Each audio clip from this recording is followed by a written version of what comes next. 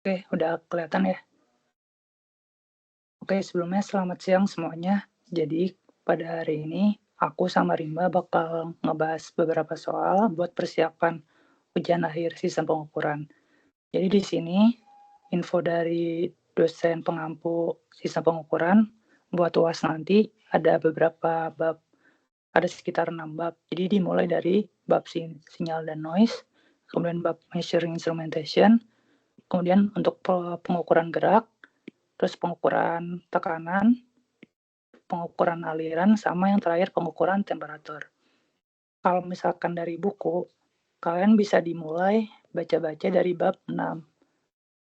Kalau di buku tuh nggak semuanya ada, tapi ada yang bab 6, bab 8 sampai bab 11 ini termasuknya di bab yang measuring instrumentation, kemudian ada untuk yang bab aliran, pengukuran aliran. Sama untuk tahun lalu tuh ada soal dari bab 16 gitu. Jadi nanti habis ini kita bakal ngebahas beberapa soal. Nah, sekarang aku sama Rima bakal ngebahas soal UAS 2024 dulu. Nanti kalau misal ada waktu, kita bakal bahas soal-soal lainnya. Oke, jadi ini soal UAS tahun kemarin, angkatan 22, tahun 2024. Jadi soal yang pertama itu seperti biasa ada soal ngejawab definisi. Jadi di sini pengukuran aliran fluida atau flow meter dengan menggunakan gelombang ultrasonik. Nah, perlu diingat kalau di sini tuh dia flow meternya bukan flow meter yang biasa, tapi dia menggunakan gelombang ultrasonik. Berarti dia termasuknya ultrasonic flow meter gitu. Terus yang pertanyaan pertama yang A, kita disuruh menjelaskan prinsip kerja flow meter ultrasonik dengan metode waktu tempuh. Apa kriteria teknis yang diperlukan? Berarti secara nggak langsung kayak ngejelasin cara kerja dan gambarnya kayak gimana. Nah, jadi yang A, flow meter ultrasonik itu menggunakan salah satunya metode waktu tempuh atau perbedaan waktunya. Ini salah satu tipenya namanya, nggak perlu dihafalin sih.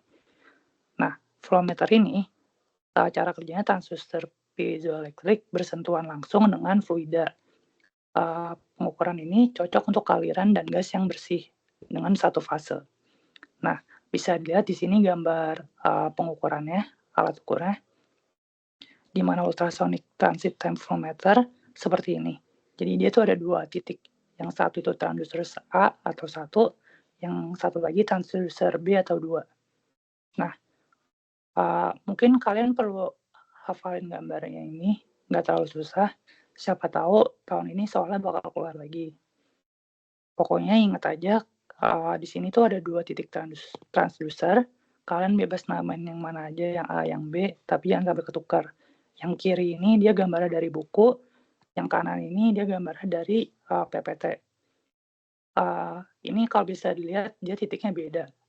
Jadi kalian kalau bisa ikutin salah satunya, misalkan mau dari yang buku atau yang dari PPT, yang penting rumusnya jangan sampai ketukar, itu aja. Nah, cara kerjanya, yang pertama, transducer B itu sebagai pemancar dan mengirimkan pulsa gelombang ultrasonik ke transducer A sebagai penerima. Jadi bisa dilihat di sini, transducer B atau yang di atas atau yang di hulu atau upstream, berarti di sini B ya kalau misalnya ikutin yang di buku. Dia bakal sebagai pemancar yang mengirimkan pulsa gelombang ibaratnya gitu. Terus si A ini bakal nerima. Nah, dari jarak sini ke sini ada waktu tempuhnya dong. Nah, rumus waktu tempuhnya itu TBA, kan dari B ke A kan, sama dengan L per V min cos theta. Ini aku tandain. Nah, rumusnya dari mana? Ini dari trigonometri aja, segitiga trigonometri. Kan ini D, L yang ini, tinggal ya segitiga trigonometri. Ini nggak perlu diturunin, kalian cukup hafalin aja. Terus cara kerja yang kedua, transducer A sebagai pemancar dan transducer B-nya sebagai penerima, kebalikannya. Berarti yang di sini sekarang dia sebagai pemancar, dia memancarin gelombangnya, terus transducer B-nya itu sebagai penerimanya, kayak gitu. Nah, berarti kan di sini juga ada bakal ada waktu tempuhnya kan. Berarti tinggal dibalik aja. Sekarang namanya TAB. T dari A ke B. Nah, rumusnya L per C plus V cos theta. Kebalikannya dari yang ini. Kan yang tadi minus kan? Yang ini plus. Kayak gitu. Sampai sini ada yang ditanyain dulu nggak? Ini cuman pengertian doang sih. Harusnya bisa. Berarti itu rumusnya udah pasti kayak gitu, Kak? Oh iya, betul. Rumusnya udah pasti kayak gini. Kan dia dari segitiga trigonometri ini kan. Ini D. Ini bisa lihat di sini. Yang miring C min V cos theta. Atau kalau misalkan dari yang A, dia C plus V cos theta. Kayak gitu. Sininya baru dia jarak lintasannya. Kayak gini. Gitu. Ini miringnya. Ini depannya. Ini sampingnya. Dan ingat di sini sudutnya dari sini. Gitu. Berarti kan dia sudut berlawanan kan. Berarti dia di sini kan. Sini jadi segitiganya. Gitu. Maka didapat rumusnya ini. Nggak perlu diturunin sih. Ya diapalin aja. Rumusnya dikit kok. Kayak gitu. Oke, kalau nggak ada kita lanjut yang B. Yang B kita disuruh nurunin. Baru yang ini baru disuruh turunin. Model persamaannya untuk kecepatan rata-rata aliran. Nah, di sini ada dua rumus. Aku bakal ngejelasin dari yang buku dulu, baru ngejelasin dari yang PPT. Sebenarnya mirip, tapi mungkin aku bakal ngejelasin dari buku dulu ya. Nah, jadi cara kita nurunin rumus kecepatan itu, kita tuh kan udah tahu kan ada perbedaan waktu tempuh. Kenapa ada perbedaan waktu tempuh? Karena di sini bisa dilihat kan dari A ke B ada waktu tempuhnya, dari B ke A ada waktu tempuhnya. Berarti kan kita harus ngitung selisihnya kan. Nah, gitu. Nah, ya udah berarti beda waktu tempuh atau selisihnya delta T sama dengan T dari atas ke bawah dikurangi T dari bawah ke atas. Ingat aja B itu atas, A itu bawah. Biar kalian nggak ketukar namanya. Nah, terus yaudah tinggal masukkan tadi rumusnya udah didapat. L yang dari atas ke bawah dia minus, kalau yang dari bawah ke atas dia plus. Kayak gitu. Nah, L sendiri itu sama dengan D kotangan theta. Dari mana? Kan ini segitiga kayak gini kan. Bisa lihat trigonometrinya kan. Ini kayak trigonometri biasa aja. L yang di sini. Berarti dia tinggal kotangan theta. Kan sudutnya di sini. Sorry, bentar. Ini kan. Terus kita ada mau nyari L. Nah, berarti L sama dengan nanti dapat D kotangan theta. Ini sebenarnya ada rumus jadinya sih. Tapi kita mau ngebuktiin kan disuruh nurunin gitu. Nah, udah kalau udah kayak gini, tinggal disederhanain aja. Ya, pecahan biasa. Nanti dia dapat dari rumusnya tuh kayak gini. 2D kotangan theta dikali V. V ini kecepatan arus. Kalau C ini kecepatan cahaya. Per C kuadrat per 1 dikurangi V kuadrat per C kuadrat cos kuadrat theta. Theta itu sudutnya. Kayak gitu. Nah, karena biasanya rasio kecepatan aliran per kecepatan cahaya itu sangat kecil, kalau di buku tuh katanya sekitar 10⁻³ berarti faktor ini tuh kita bisa abaikan gitu. Makanya ini bisa diabaikan, nanti didapat perbedaan waktunya sama dengan 2 kali D kotangan theta per C kuadrat dikali V. Kayak gitu. Nah, kan yang ditanya kita harus nyari V-nya kan. Berarti ini tinggal dipindahin aja ya, ibaratnya gitu. V sama dengan C kuadrat dikali 2D kotangan theta per beda waktunya. Kayak gitu. Maka sama didapat kayak dari buku, delta T sama dengan 2D kotangan theta per C kuadrat kali V. Gitu. Sampai sini paham nggak? Atau ada yang mau ditanya dulu?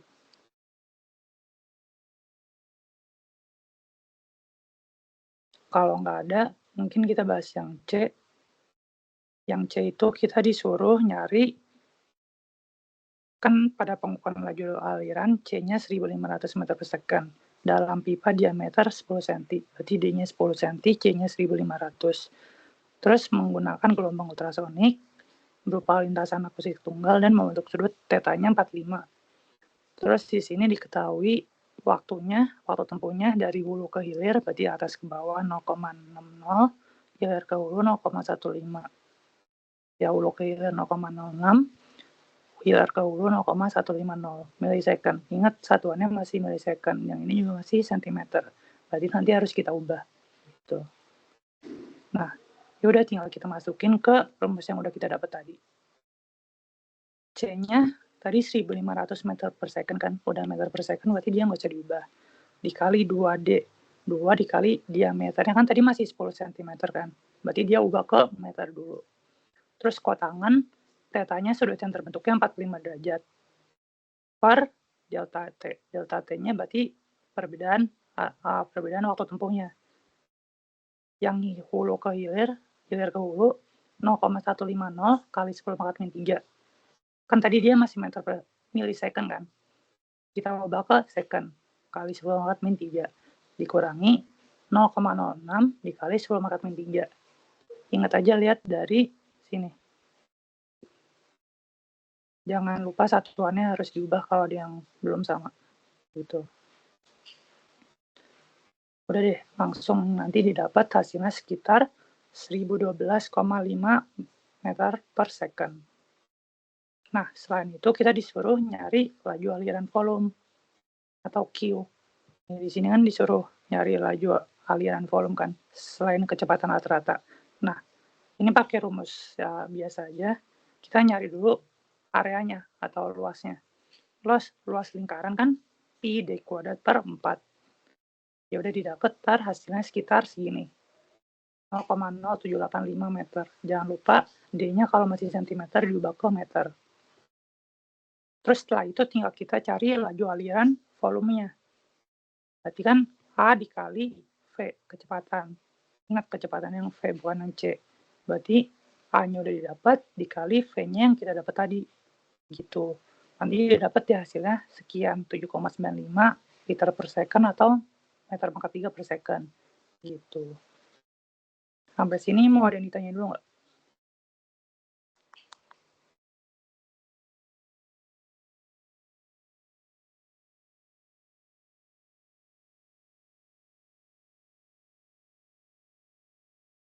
Kalau ada mungkin ini rumus lain, kalau ini dari yang PPT sebenarnya mirip, hasilnya juga bakal mirip. Kalau dari PPT itu dia kan ada waktunya. Nah, kalau di PPT dia pakai waktu tempuhnya, L-nya itu sama dengan per gitu, kali 1 per C plus V cos alpha. Sedangkan yang B ke A, GD per sin alpha dikali 1 per C min V cos alpha. Kalau lihat dari gambaran di PPT, dia tuh A-nya yang di atas, sedangkan B-nya yang di bawah. Beda kalau yang tadi kan dia yang B-nya yang di atas kan, kalau yang dari buku, gitu. Jadi ini kayak ditukar gitu, titiknya. Nah, kalian bebas ngikutin yang mana, yang penting rumusnya jangan ketukar, gitu. Nah, kalau dari buku, nanti didapat perbedaan waktu tempuhnya itu sama rumusnya. TBA dikurangi TAB. Nanti didapat hasilnya sekian. V dikali TBA, TAB sin 2 kali alfa per diameternya. Nah, kan yang dicari V-nya kan. Berarti tinggal dipindah ruas saja V-nya. Nanti didapat rumus kecepatannya diameter per sin 2 kali sudutnya dikali perbedaan waktu tempuh per waktu tempuh yang pertama dikali waktu tempuh yang kedua. Kayak gitu. Ini rumus yang dari PPT. Nah, yaudah kalau misalkan udah dapat kayak gini, tinggal dimasukin ke rumusnya, angka-angkanya tadi. Jangan lupa satuannya diubah dulu kalau ada yang belum sama. Nanti didapat hasilnya sekian, buat kecepatannya. Terus sama dicari juga laju aliran volumenya. A-nya sama pastikan, sama kayak yang tadi. Sedangkan Q-nya A-nya sama, tapi V-nya mungkin agak beda dikit. Nanti hasilnya 8,78 meter pangkat 3 per second. Hasilnya agak mirip-mirip sih, nggak begitu jauh lah. Nah, kayak gitu. Ini untuk yang nomor 1, B sama C. Sampai sini ada yang mau ditanyain dulu nggak? Berat, tadi ya kalau yang pakai rumus yang pertama, kalau dari hulu ke hilir berarti dari B ke A ya, atau dari A ke B? Dari hulu ke hilir, ya, ini kan A ke B ke A, sorry. Hulu upstream kan. Hulu upstream ya. Jadi dari A ke B. Atau kalau misalkan kalian agak bingung hulu hilir atau A atau B, kalian bisa aja nyebutnya atas bawah aja biar gampang gitu. Jadi nggak ketukar ibaratnya.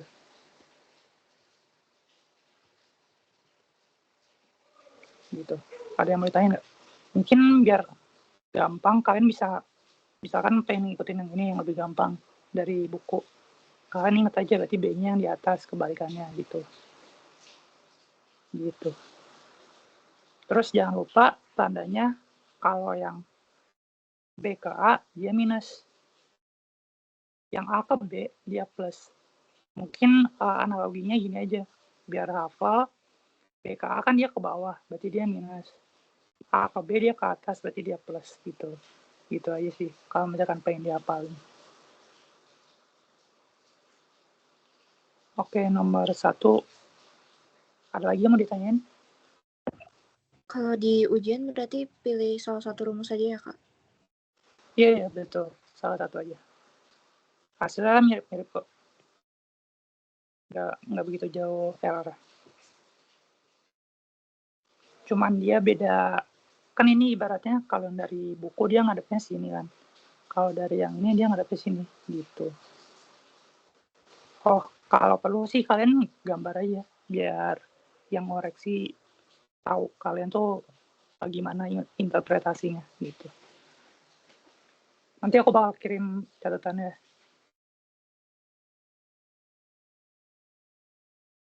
Oke, ada lagi yang mau ditanyain sebelum bahas nomor berikutnya?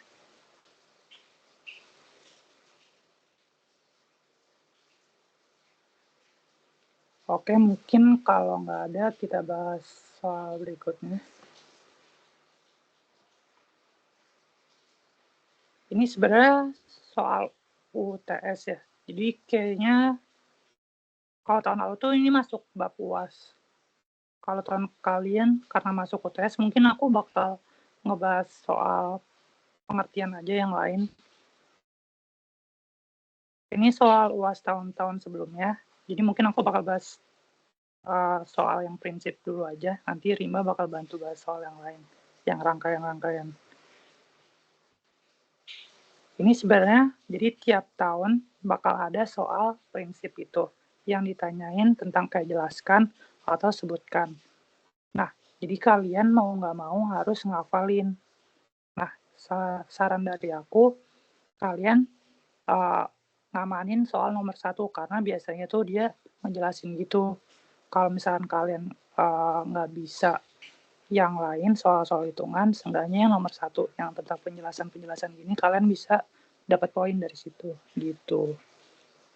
Ini soal UAS tahun 2023 kalau nggak salah. Jadi di sini soal yang pertama disuruh ngejelasin apa yang dimaksud dengan efek pembebanan pada sistem pengukuran. Nah, jawabannya alat ukur atau sistem yang dipasang pada medium, suatu medium dapat menerima transfer variabel, baik itu tegangan, arus, atau variabel lainnya dari si medium, tergantung pada alat ukur sistem. Ibaratnya kan dia dikasih pembebanan, jadi ada suatu sistem pengukuran, dia dikasih beban, ibaratnya gitu. Itu yang A. Terus kalau yang B, disuruh ngejelasin tekanan absolut, vakum, sama gauge.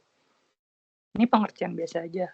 Misalkan bisa kalian langsung jawab, absolut sama dengan nilai tekanan terhadap nol absolut. Vakum sama dengan nilai tekanan Gauge negatif atau nilai tekanan yang lebih rendah dari tekanan atmosfer. Terus kalau Gauge, nilai tekanan pengukuran relatif terhadap tekanan atmosfer. Yang penting kalian ngejawab sesuai poin yang ada. Kayak ngejelasin kata kuncinya gitu. Nggak harus panjang, tapi yang penting kalian ngejelasin kata kuncinya. Misal nih, absolut. Dia berarti nilai tekanan terhadap nol absolut. Terus kalau vakum, dia berarti nilai tekanan Gauge negatif. Atau nilai tekanan yang lebih rendah dari atmosfer. Kalau Gauge, dia berarti nilai tekanan pengukuran relatif terhadap tekanan atmosfer. Gitu aja. Kalau misalkan kalian kesulitan buat ngafalinnya. Gitu. Terus yang C, kita disuruh ngejelasin 3 prinsip jenis pengukuran aliran fluida dalam pipa serta berikan contoh-contohnya. Jadi, dalam pengukuran flow meter ada 3. Yang pertama, elemen mekanis. Nah, apa itu elemen mekanis? Yaitu ada elemen kolom cairan, di mana Rho dan H digunakan, gini aja, Rho dan H menyatakan tekanan. Biar kalian gampang ngafalinnya, nggak perlu banyak-banyak. Terus kalau elastis, dia itu bahan metalik dengan atau tanpa pegas.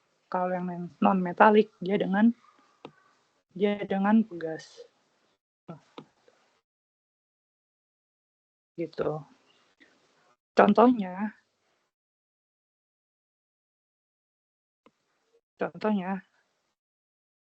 membran dan diafragem yang biasanya yang umumnya gitu. Terus kalau yang kedua dia pengukuran transducer tekanan elektrik.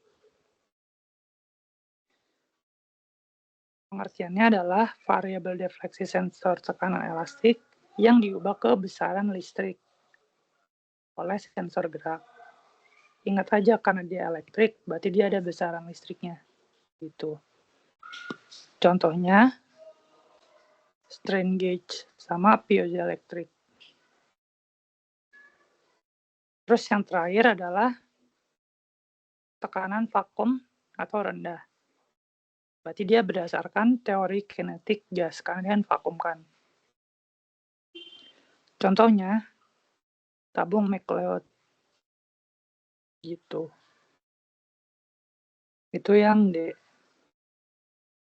Terus yang E, dijelaskan apa yang dimaksud efek Seebeck pada thermocouple. Kan di thermocouple kan ada 4 efek kan. Di sini kalian untuk soal yang ini cuma ngejelasin 1 efek doang, Seebeck. Nah, Seebeck efek itu kalau suhu pada 2 titik sambungan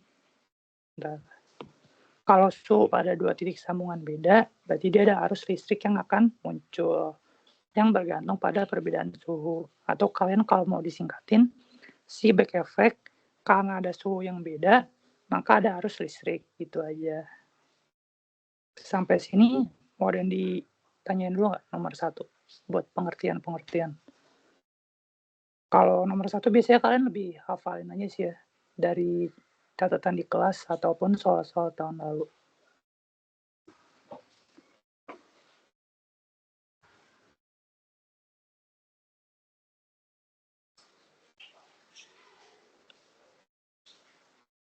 Aman? Kalau aman mungkin 1 soal lagi buat yang UTS mirip soal nomor 1. Nanti baru aku bahas soal yang flow meter, thermocouple.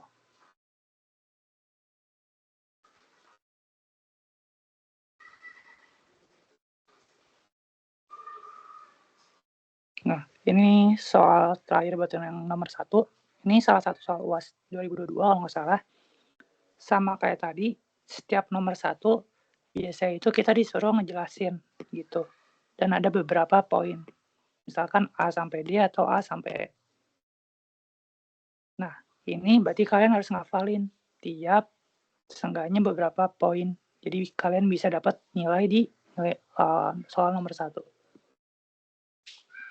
Nah, soal ini katanya kita harus ngejelasin paling sedikit 3 metode buat mereduksi efek noise dan interferensi. Nah, ini berarti kan dia bab pertama kan, sinyal dan noise. Jawabannya, kita jawab 3 dulu aja. Jadi yang pertama itu ada penggunaan filter. Seperti kalian tahu di pemrosesan sinyal, filter ada 3, LPF, low, BPF, band, sama HPF, high. Nah, fungsinya apa? Fungsinya dia berarti menyaring sinyal sesuai filter yang digunakan. Seenggaknya kalau misalnya kalian nggak hafal panjang-panjang, kalian tahu kata kuncinya menyaring sinyal buat yang filter. Gitu. Terus, yang kedua adalah penggunaan differential amplifier. Fungsinya mereduksi noise dengan mengukur perbedaan 2 sinyal. Kalau yang tadi dia filter, berarti kan dia filtering, menyaring. Kalau differential amplifier, berarti kan dia perbedaan kan. Berarti dia mengukur perbedaan 2 sinyal. Gitu. Terus yang ketiga, dia penggunaan shielded cables atau kabel yang terlindungi. Jadi ini fungsinya berarti melindungi sinyal gitu. Terus kalau yang twisted pair, berarti dia pasangan yang twist. Fungsinya mengurangi interferensi. Gitu. Kalau yang tadi melindungi, yang ini mengurangi gitu.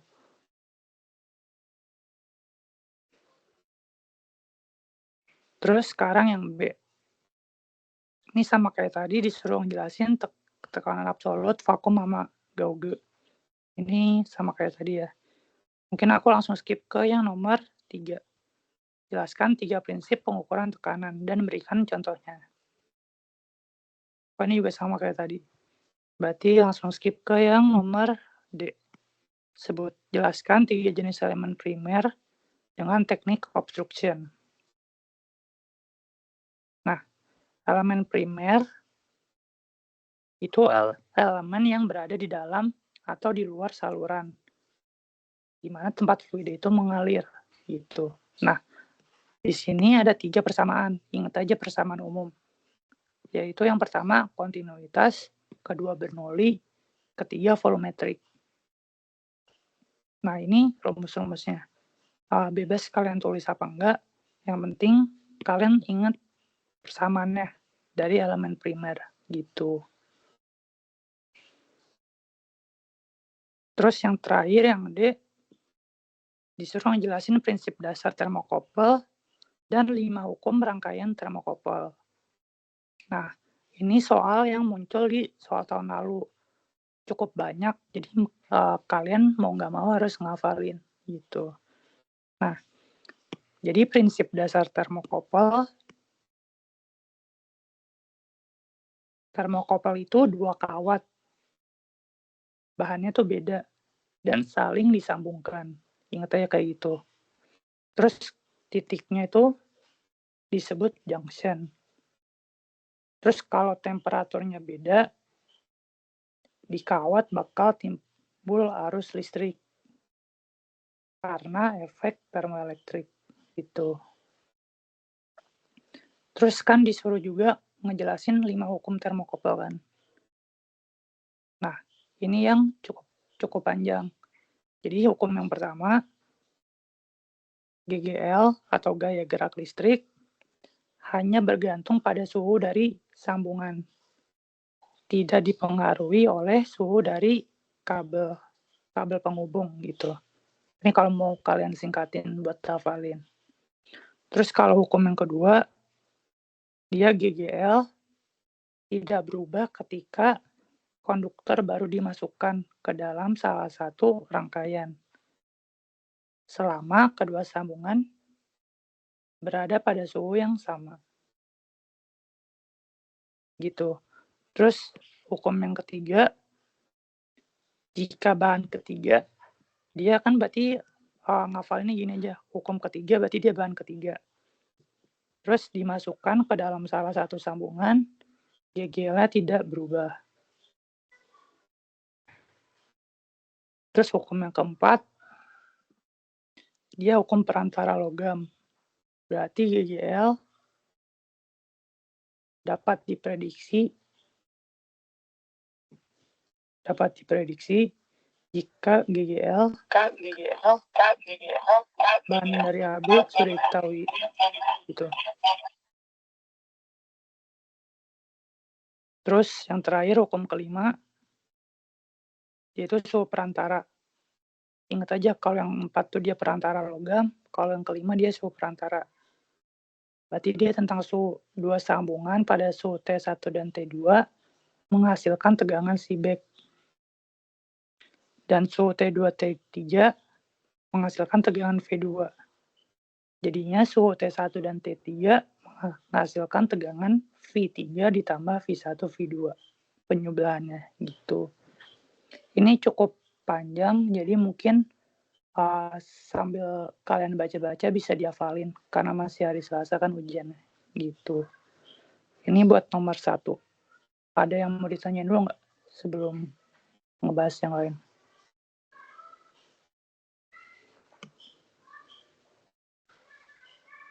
Aman ya? Kalau nomor 1 biasanya kalian tinggal hafalin aja sih. Jadi seenggaknya kalian nggak perlu nurun. Oh ya boleh.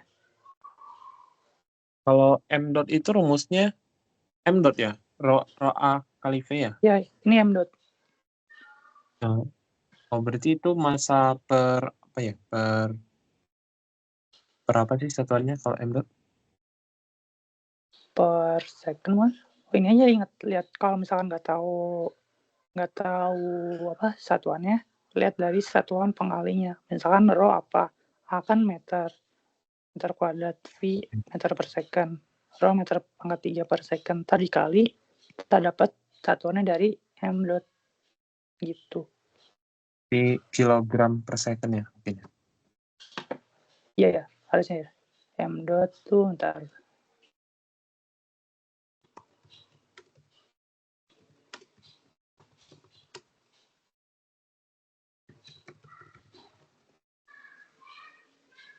Iya, kilogram per second. Kilogram per detik. Oke, thank you, Ra. Oke. Mungkin itu dulu untuk yang nomor 1. Kita lanjut ke soal yang 2024. Ini aku skip ya, soal ini udah di soal UTS. Nah ini. Jadi di soal tahun lalu itu, dia itu nggak kayak soal-soal sebelumnya. Jadi dia tuh ngebahas soal penjelasannya itu nggak di nomor 1 itu, tapi di tiap soal ada. Nah, di nomor 6 ini, kita disuruh ngejelasin tentang 4 efek termoelektrik, bukan cuma 1. Terus habis itu kita juga disuruh ngejelasin 5 hukum termokouple yang panjang tadi. Sama yang terakhir disuruh ngitung termokouple gitu. Jadi kalau tahun lalu, dia tuh tipe soalnya per bab. Kan yang kayak tadi kan volumeter dulu, baru termokouple atau soal bab yang lainnya. Tapi kalau soal-soal tahun sebelumnya, kalian di sini bisa lihat kalau di sini kayak digabungin, tapi di satu nomor ini disuruh ngejelasin semua gitu. Jadi saran dari aku, kalian seenggaknya bisa baca-baca dulu dan sambil ngafalin biar nggak lupa gitu. Oke, langsung kita bahas aja. Di sini nomor 6, dia disuruh ngejelasin 4 efek termoelektrik. Nah, apa aja itu 4 efek termoelektrik? Kayak yang tadi aku bilang, yang pertama itu ada Seebeck.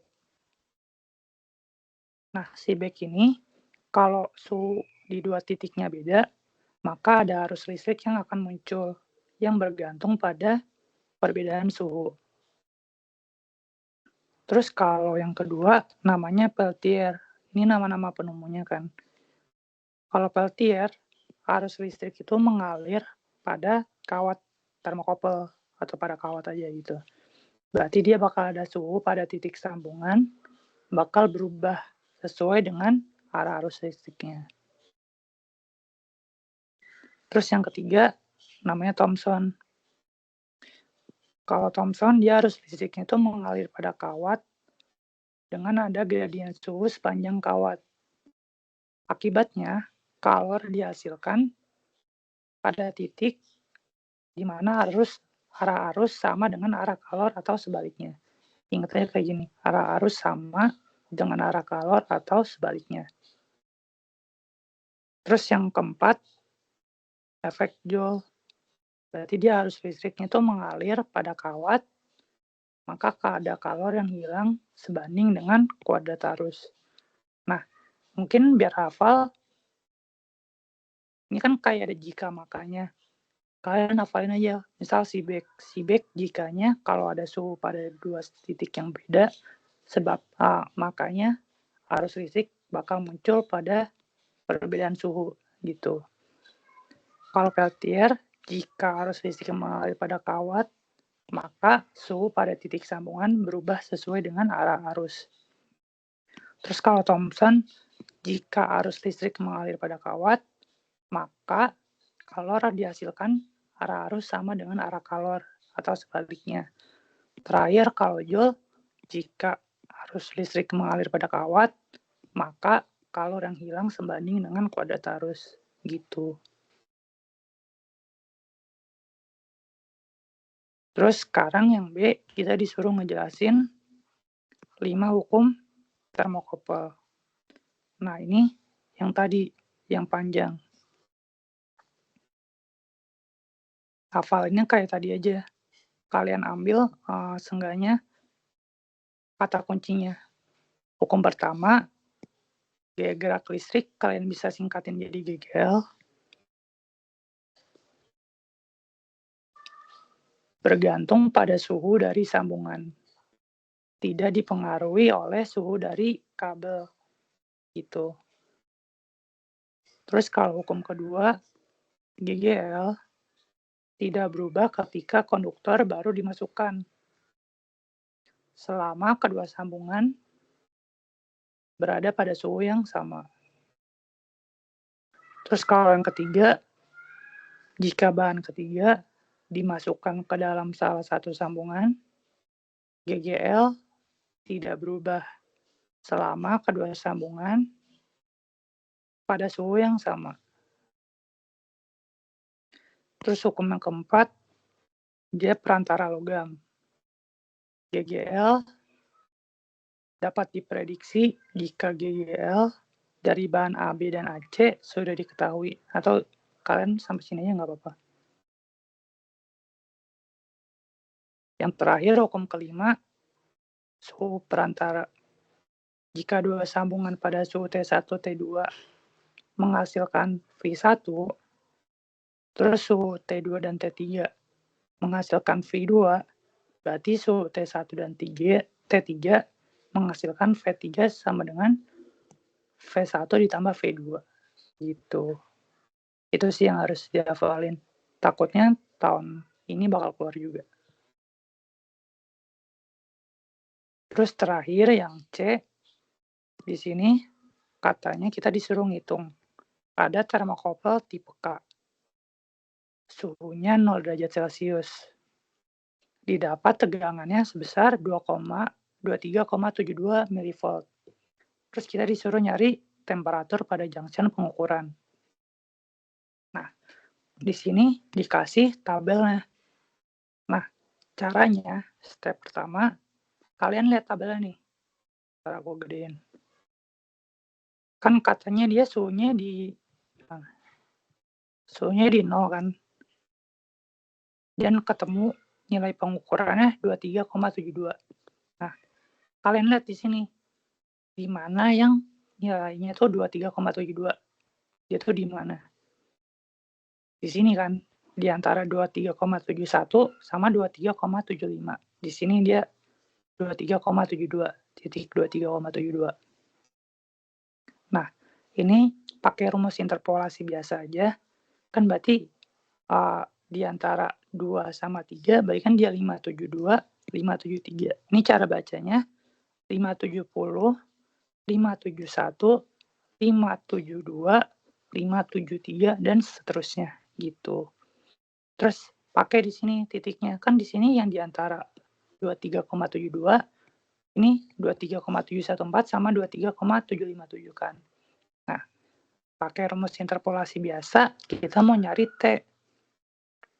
Berarti T1, T yang paling T sebelah kiri, ditambah V pengukuran, dikurangi V kiri, per V2, V kanan, dikurangi V1, V kiri.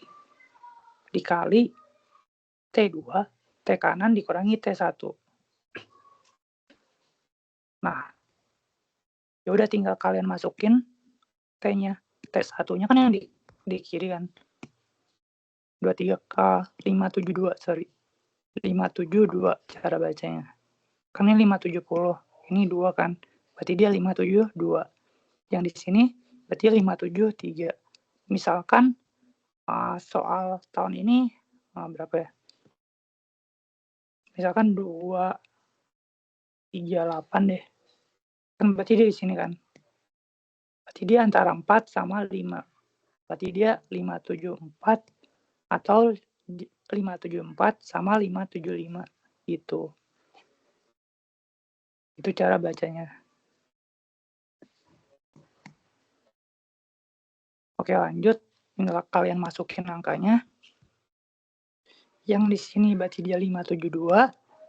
V-nya kan V pengukurannya diketahui di soal kan 23,72 dikurangi V kirinya 23,714 per V kanannya 23,757 dikurangi V kirinya 23,714 baru dikali T2 T kanannya berarti dia 573 dikurangi T kirinya 572 gitu.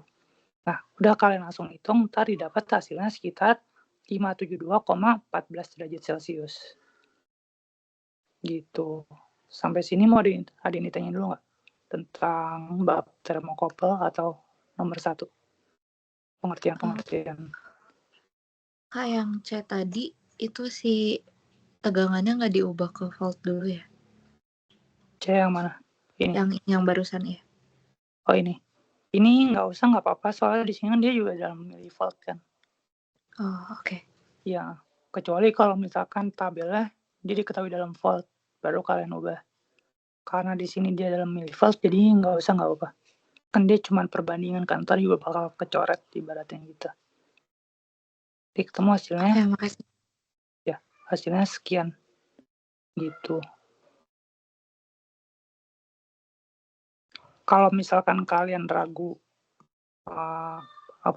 satuannya, kalian bisa nulis satuannya di soal. Misalkan ini kan berarti dia derajat Celcius. Ini dia MV, dia MV, ini MV juga, ini derajat Celcius. Ntar bisa kalian lihat mana yang hilang satuannya, mana yang tetap. Berarti kan dia sisanya derajat Celcius kan. Berarti T-nya 572 derajat Celcius gitu. Sampai sini ada yang ditanyain dulu nggak? Ada yang mau nanya lagi? Sebelum lanjut ke rimba.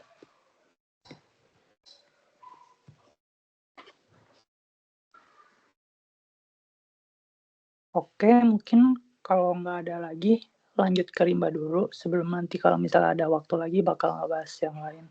Gitu. Ini ada beberapa soal, mungkin kalian bisa baca-baca dulu nanti sebelum kalau ada yang mau ditanyain gitu. Gitu. Mirip-mirip sih. Sebenarnya soal-soal nomor 1 mirip-mirip. Jadi kalian nggak perlu banyak banget ngafalinnya. Mungkin yang banyak tuh tentang termokouple aja. Kayak misalkan efek termokouple. Kalau ini dia disuruh milih. Kalau tadi kan ada yang Seebeck doang. Kalau tahun lalu disuruh 4-4-nya. Gitu. Oke, mungkin kalau aman lanjut ke rimba. Boleh Rim? Lanjut.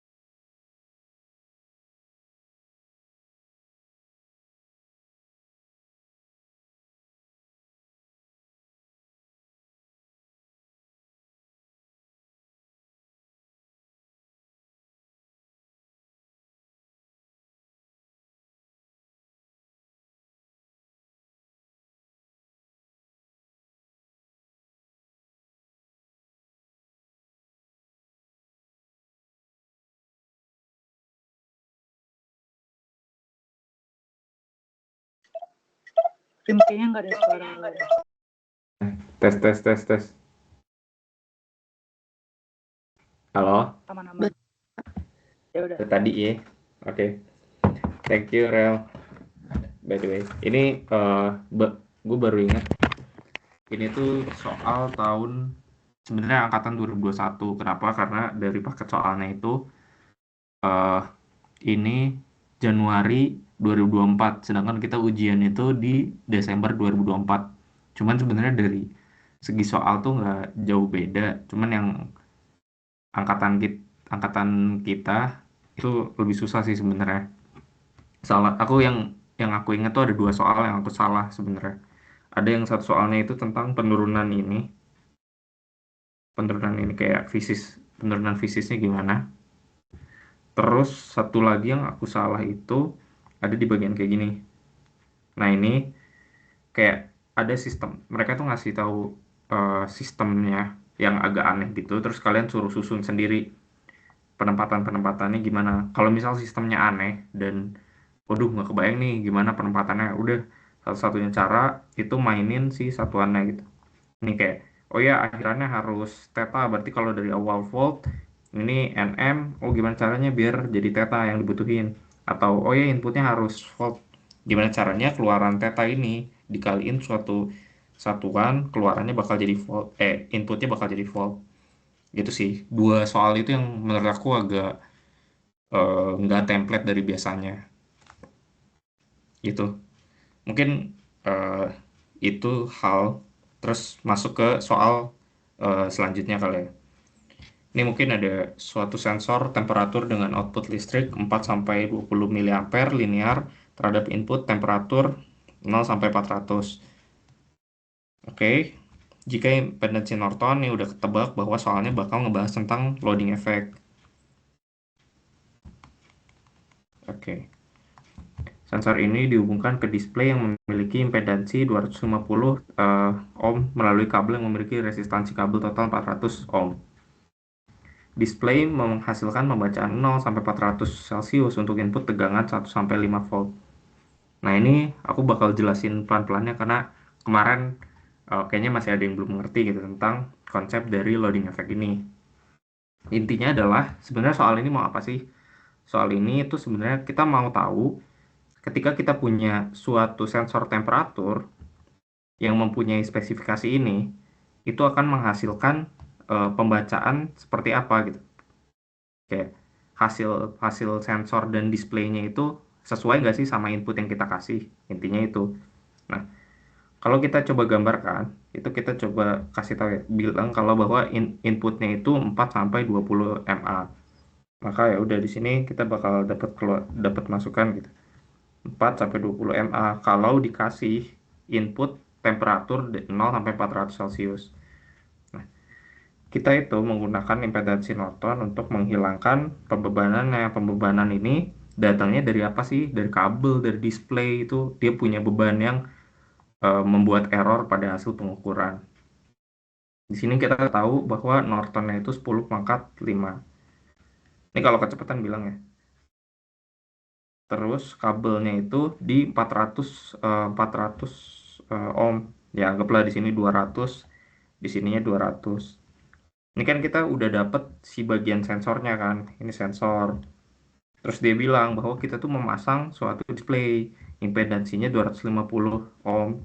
Kita pasang lah display di sini, impedansinya 250 ohm. Jadi kalau kalian bingung gimana sih rangkaiannya, pikirinnya gimana sih aku bisa membuat sebuah rangkaian listrik yang terdiri dari sensor dan display dengan beban-beban yang ada. Contohnya ini kan ada beban kabel gitu sih. Terus ditanya bagaimana kesalahan pengukuran terkait efek pembebanan untuk input 100 Celcius. Oke. Perlu kita ketahui bahwa untuk ini itu 4-20 mA kalau dikasih kalau membaca suhu sebesar tersebut gitu. Dan ini itu bisa ngeluarin 1 sampai ini punya tegangan, dia itu spesifikasinya 1-5 volt kalau dengan spesifikasi 0 sampai 400 Celcius. Jadi kita kasih input temperatur asli, nanti di display itu nunjukin berapa gitu. Intinya gitu. Terus pertanyaannya, kesalahan pengukuran terkait efek pembebanan. Maka kita pengen tahu nih, akhir di displaynya itu bakal nunjukin berapa Celcius dengan mengetahui terlebih dahulu voltase yang ada di display ini gitu. Ya udah, cara tahu voltase yang ada di display ini minimal kita tahu dulu nih si arusnya. Ini arusnya kan kebagi dua ya, ada I1, ada I2. Nah, biar tahu V display kita perlu I2 kali R display. Nah, tapi kan kita nggak tahu I2-nya, makanya kita cari dulu. I2 itu bisa dicari sama persamaan delta I per delta T kali T ditambah biasnya. Kenapa ditambah bias? Karena dia itu mulainya nggak dari 0, tapi dari 4. Gitu. Nah, ini gimana sih? Rumusnya dapat dari mana? Sebenarnya kalian ngebayanginnya gini aja. Kita kan pengen dapat arus kan. Nah, ya udah, ini itu sama aja delta Y, ini sama dengan delta input atau X gitu. Masukkan. Jadi, delta output per delta input dikali dengan suatu yang kita inginkan ditambahkan biasnya gitu. Itu sih asal-muasal rumusnya kenapa kayak gini. Kalau mau dihafalin silahkan. Yang jelek gini. Ya udah, terus kita lihat bahwa inputnya itu 4 sampai 20, berarti 20 kurangi 4 per 400 kurangi 0 dikaliin sama temperaturnya gimana? Temperaturnya apa? Inputnya 100 Celcius ya. Ya udah, kita masukin 100 Celcius. Nih, ditambah sama biasnya. Biasnya kan tadi 4 ya. Karena startnya dari 4 dia. 4. Ini kalau dihitung itu kita bakal dapat berapa nih? 16, 400, 100, coret 4 tambah 4, 8 ya. 8 mA. Ketahuan nih langsung bahwa arus yang mengalir di kabel dan display itu sebesar 8 mA. Terus setelah itu kita belum. Ini tuh baru arus yang keluar dari hasil pembacaan sensor. Hasil pembacaan sensor 0 sampai 400 derajat Celcius ini 8 ampere, sorry.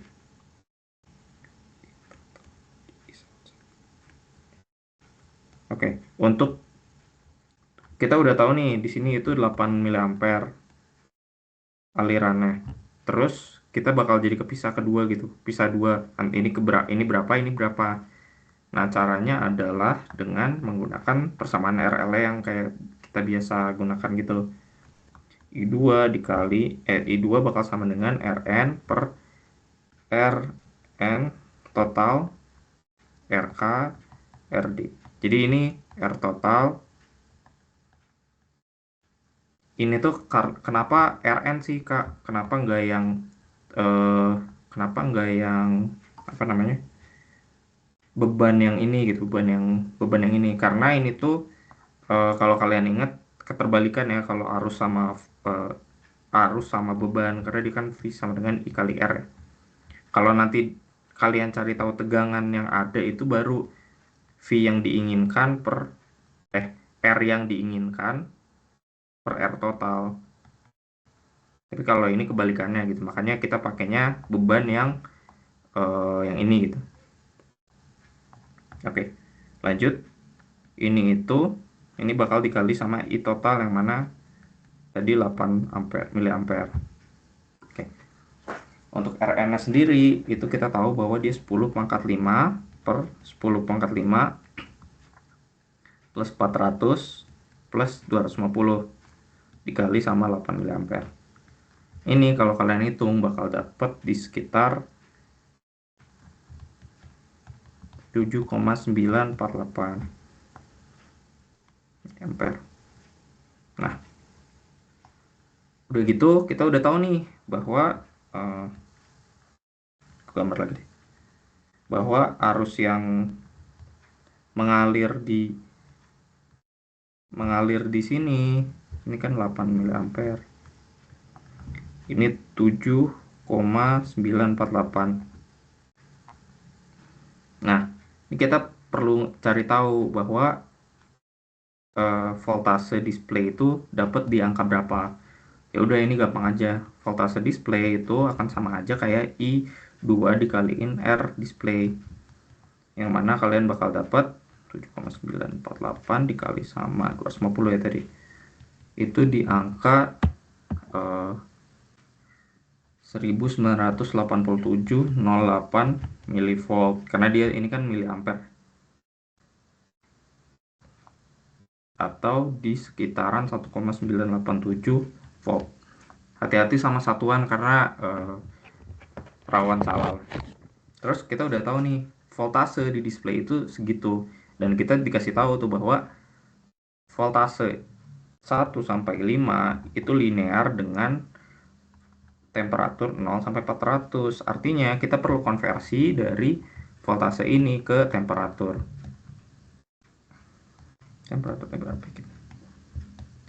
Caranya adalah dengan T sama dengan delta T per delta V.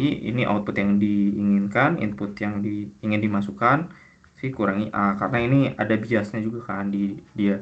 Sebenarnya biar kalian gak bingung kayak ini kapan ditambah kapan dikurang, kalian coba lihat-lihat aja. Misal dia kan artinya kalau misal linear kayak gini, itu misal di 1 volt artinya dia bakal punya 0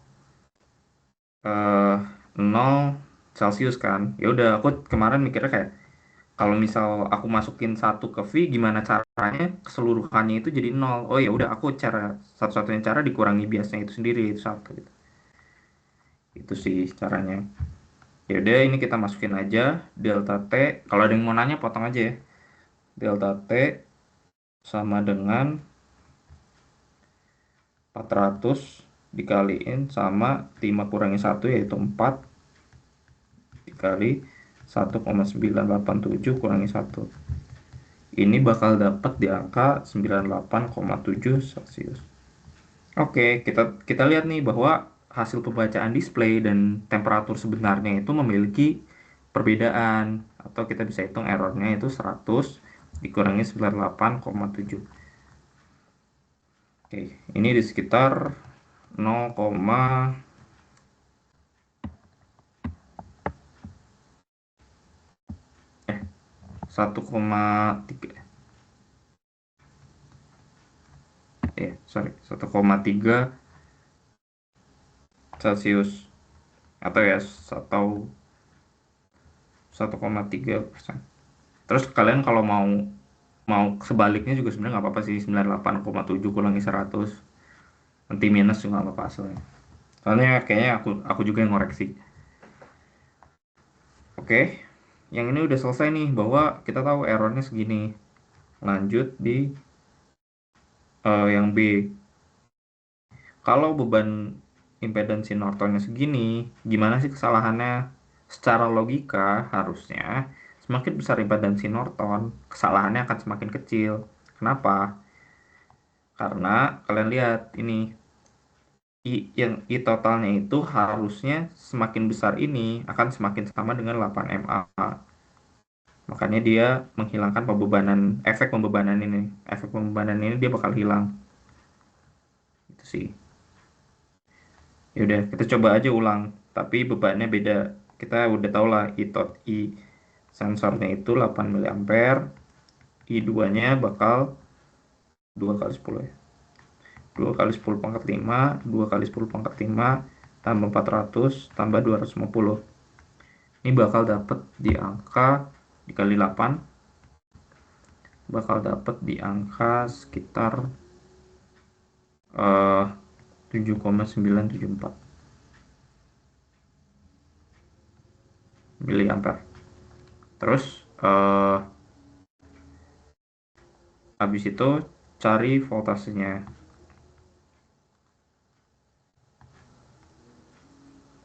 Habis cari voltasenya, kita tahu bahwa V display akan sama dengan I2 kali V kali R display. Ini itu bakal dapat di angka 1,9 1993,52 milivolt atau di 1,993 volt. Nah, ini kita masukin ke konversi ke T dulu. Pakai rumus yang tadi sama, T-nya itu sama dengan delta T per delta V kali V kurangi A. 400 dibagi 4. 1,993 dikurangi 1. Ini bakal dapat di angka 99,3. Kelihatan ya bahwa errornya itu akan semakin kecil. Ini berarti di 0,7 Celcius. Itu dulu. Ada yang mau nanya tentang loading? Kamu mau tanya Boleh. bedanya yang ini yang buat di soal A, video yang pertama sama yang terakhir apa ya Kak? Ini Iya, sama Sorry. video terakhir. enggak. Ini tuh maksudnya VD sama dengan I2 kali RDP. Tadi aku salah ngitung di pertamanya, aku kira I2. Tapi ya pakai yang terakhir aja.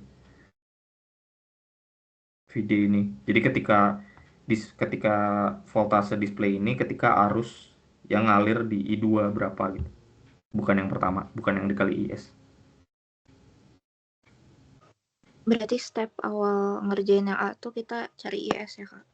Iya, cari keluaran arus dari sensornya. Oke, makasih.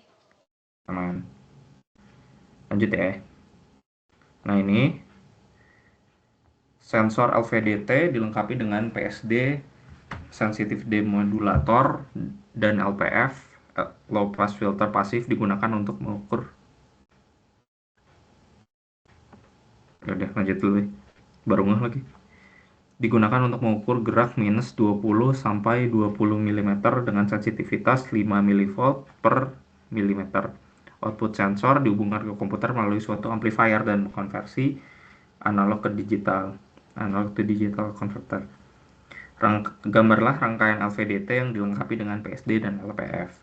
Nah, kalian harus tahu dulu ya cara kerja LVDT gimana. Sebenarnya dia itu jadi dia punya core, yang mana core-nya ini dikasih tegangan AC dari kumparan primernya. Jadi ini ada 2 kumparan sebenarnya. Ada gambar yang lebih enak nggak ya? Farel ya pernah punya. Nah ini, wah udah ada. Udah pakai yang tadi. Oke.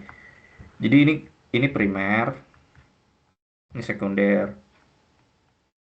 1, sekunder 2. Nah, dia itu dikasih tegangan AC ke yang core-nya. Core-nya ini dikasih tegangan AC sama primer, terus nanti dia ngeluarin induksi mutual pada sekunder 1 dan sekunder 2. Semakin banyak core, misal ada di sini semakin besar gitu, berarti dia geser ke atas atau geser ke kanan lebih besar, berarti tegangan yang ada di sini atau mutual induction yang ada di sini itu akan lebih besar dibandingkan yang di bawahnya. Intinya dia itu bakal menghitung diferensial dari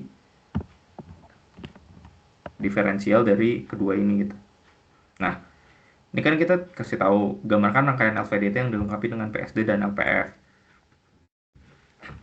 LPF ini LVDT. LVDT-nya itu. Nah, PSD itu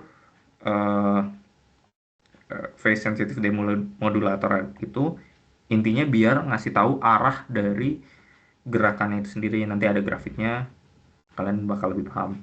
Dan gambarnya tuh kayak gini gitu, kayak apa ya, penyearah, dioda penyearah. Kalau kalian masih ingat sisdik kemarin atau apa di kalian, itu digambarin kayak gini. Terus dari keluarannya itu dia itu bakal masih punya noise itu bakal dilawan oleh LPF pasif, yang mana dia cuman R sama C. Itu sih gambarnya kayak gini. Terus selanjutnya jelaskan hubungan gerakan inti LVDT dengan output tegangan dan kenapa PSD dan LPF dibutuhkan. Tadi yang udah aku jelasin, ini udah aku tulis panjang secara komplit. Nah, ini grafiknya. Kalau misal dia nggak ada PSD, itu tuh mau gerakannya dari ke bawah ke atas sama ke bawah terus itu bakal kayak gini. Sedangkan kita kan perlu ya modulasi sinyal ini biar kita tahu gerakannya sebenarnya ke bawah atau mantul sih. Nah, setelah pakai PSD itu kita lihat bahwa kalau yang mantul ya udah mantul, kalau turun. Nah, ketahui bahwa ini tuh masih ada noise kecil gitu. Nah, ini ya udah noise ini harus di cancel sama LPF sehingga sesuai gitu.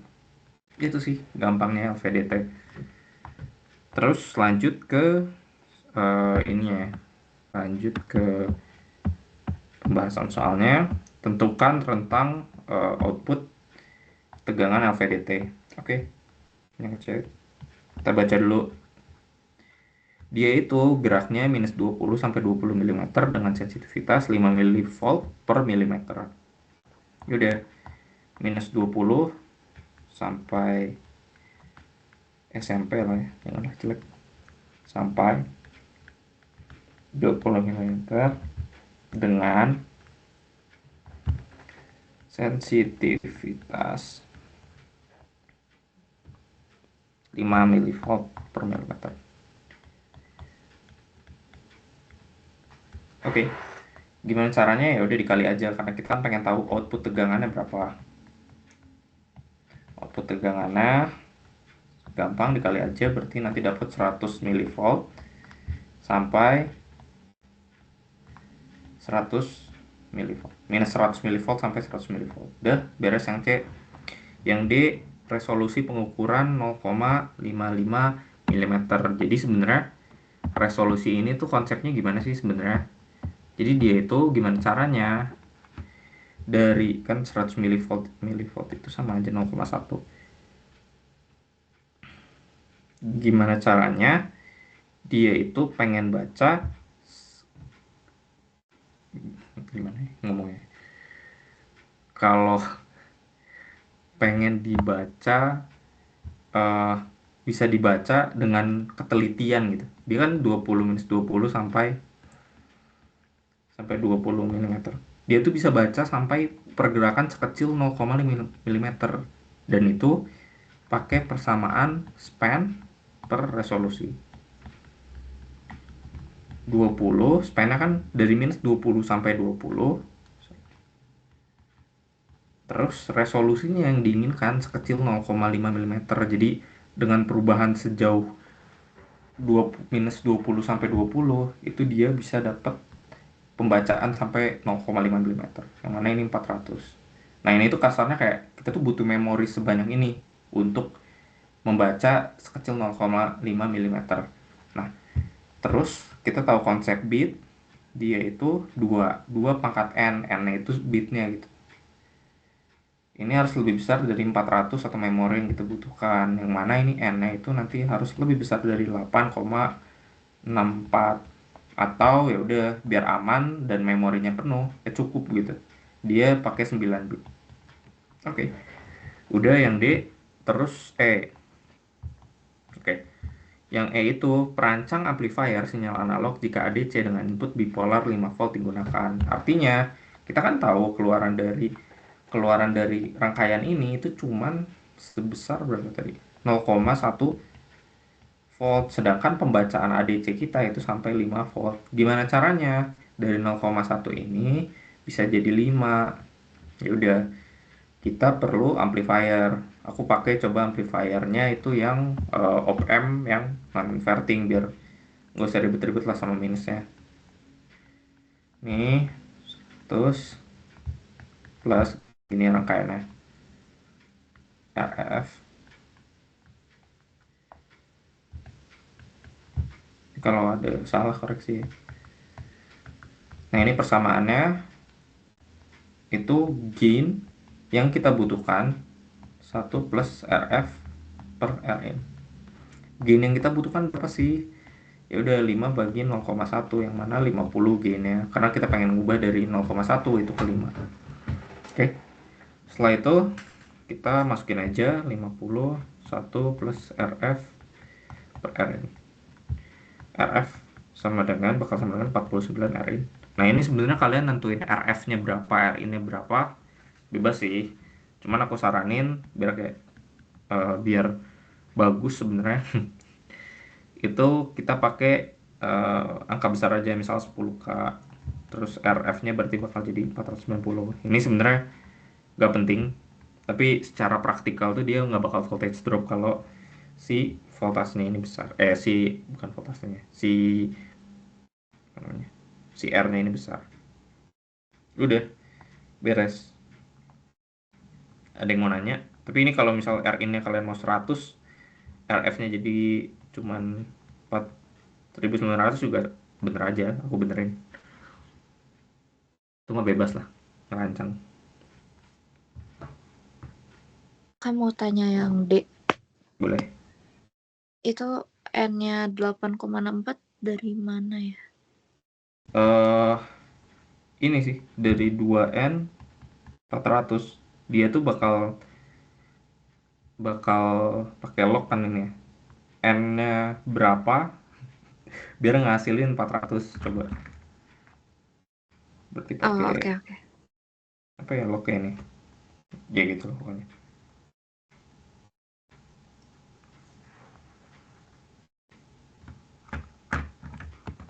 Rim, Bisa gue nggak? mau nanya. Boleh. Itu kan span per resolusinya bukannya harusnya 80 ya? Kenapa tuh? 40 bagi 0,5. Oh iya.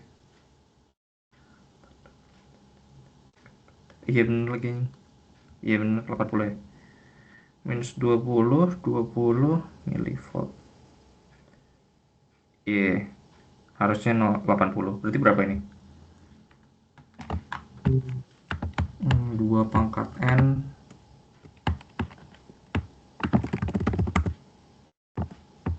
Thank you ya koreksinya. 2 pangkat N sama dengan 480. Berapa tuh? 7 bukan, Rim? Setuju. Ya ini logaritma. Ya sekitar di 6,32 atau sekitar 7. Oke, thank you koreksinya. Gue penasaran di kalkulator bisa nggak ya? Ntar ya. 2xn gimana sih ini? Ntar ya, penasaran banget. Ini dikasih x. Bisa pakai solve. Bisa ya? Bisa. Oke, ya udah. Ada yang mau nanya lagi?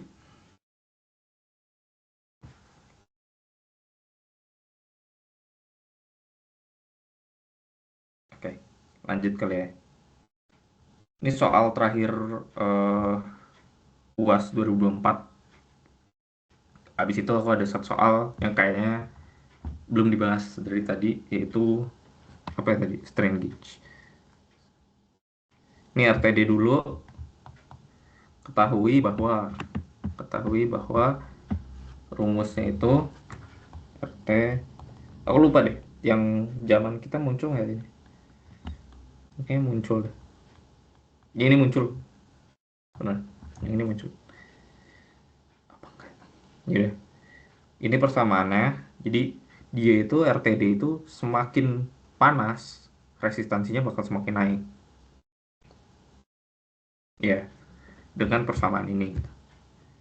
Nah, ini RT kita kan udah tahu nih R0-nya itu 100, T0-nya itu di 20, ini kan 20 sampai 100 ya. Nanti T-nya itu bergantung sama temperatur yang kita inginkan. Misal kita pengen 60, ya udah nanti dapat resistansinya berapa. Oke, lanjut. Ya udah ini kita masukin aja dulu biar mempermudah. Ini 0,0025.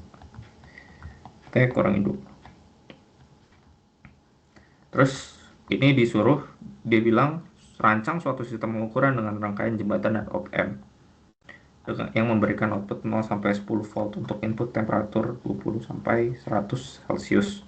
Tegangan eksitasi rangkaian jembatan yang digunakan. Oke. Kita tahu bahwa rangkaian jembatan itu kayak gini kan. R1 ini itu tegangan yang kita inginkan, yang mana tadi 0 sampai 10.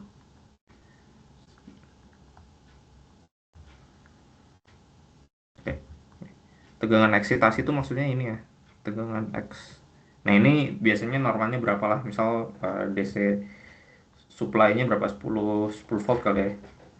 10 volt ini R1, R2, R3, R4. Ini berarti persamaan dari ini itu bakal RT per RT plus R2 minus R3 per R3 plus R1. Cara ngeliatnya gimana? Gini aja nih. R4 itu bakal dibagi sama ini, dikurangi R3 itu bakal dikurangi sama ini. Gitu. Terus ini bakal dikali Vx. Nah, sekarang kita pengen nih suatu RTD dipasang pada di jembatannya gitu. Ya udah, kalau gue prefer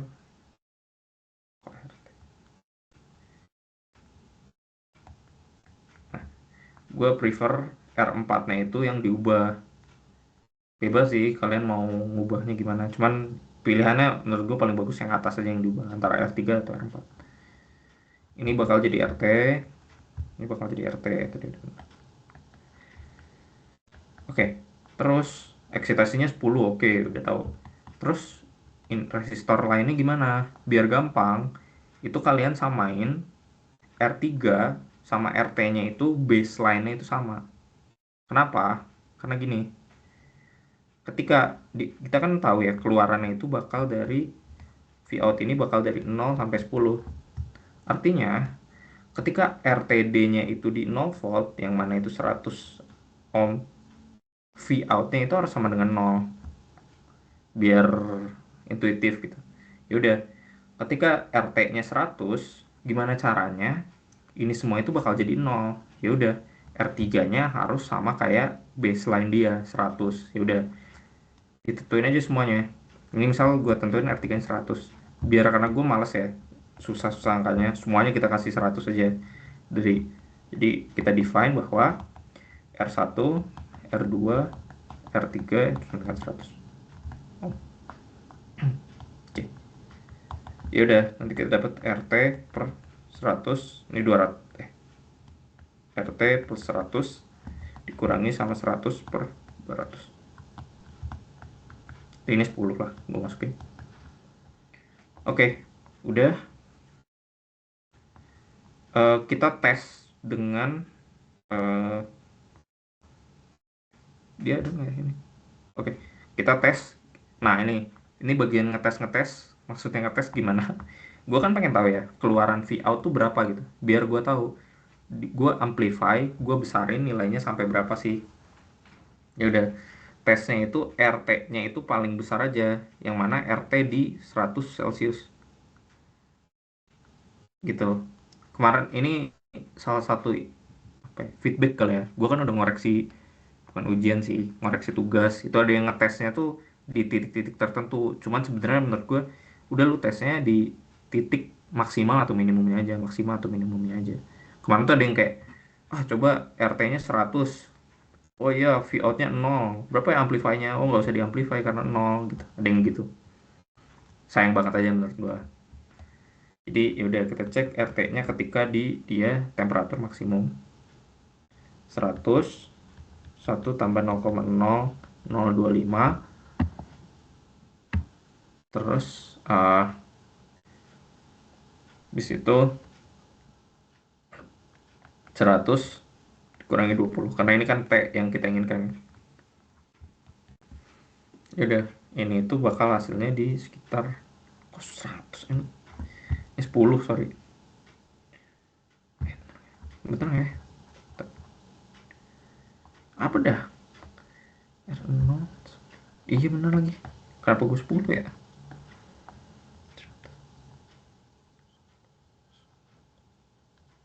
Ini itu di sekitar 101 tambah 0,00 kali 80. 120 ya, 120 ohm. Kok gitu? 110 ohm. Ya udah, kita coba nih V outnya kira-kira berapa sih kalau maksnya 120 120 ini berarti berapa nih? 220 kurangi 100 per 200 kali 10. Ini itu bakal dapat di angka 0,45 455 45 45 45 45 gitu. Ya udah. Keluaran segini, sedangkan di soal pengen kalau keluarannya itu 0 sampai 10 volt. Ya udah, berarti kita perlu cari tahu nih dari 0,45 ke 10 volt itu butuh gain berapa. Ya udah, ini bagi aja lah. Ini berapa nih kira-kira? 120 20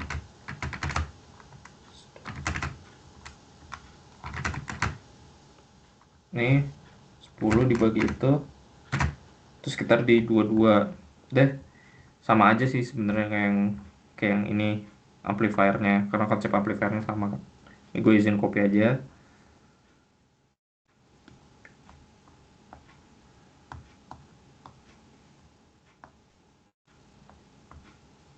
Ya. Ini gini udah tahu tadi 22, berarti 22 sama dengan 1 plus RF per Rin. 21 sama dengan RF per Rin. RF-nya berapa lah? Bebas suka-suka dulu lah. Misal 10K lagi lah, Rin-nya 10K. Ohm, RF-nya jadi 210K. Oke, udah. Terus kan dia bilang rancang suatu sistem pengukuran dengan rangkaian jembatan dan OPM. Ya udah, lu tinggal gabungin ini sama ini. Gambar.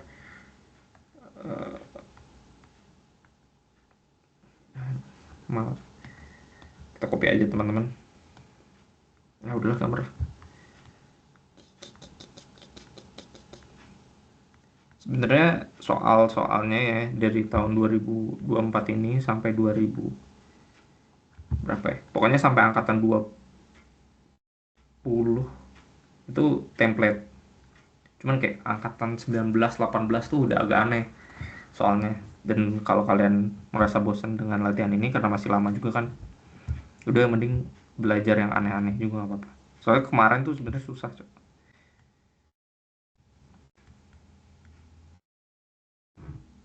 Bukan nakutin ya, cuman tanya deh, sistemnya pada A nggak? Ini plus masuk ke sini,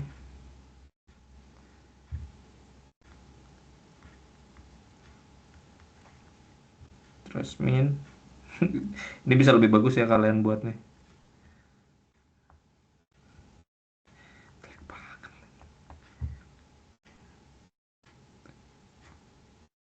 Ini groundnya sih, jadi kalian mau gambar dimanapun sebenarnya sama aja.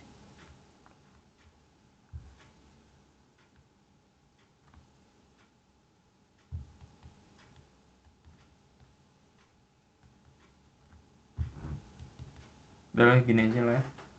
Oke, udah ini sistem pengukuran saya. Lanjut ke soal selanjutnya. Ini mungkin soal terakhir yang dibahas. Ini gampang. Somehow gue bisa bilang hafalin rumus. Ini punya strain gauge dengan resistansi 400. Jadi dia tuh kalau dikasih tekanan, dia bakal si resistansinya berubah. Ntar gue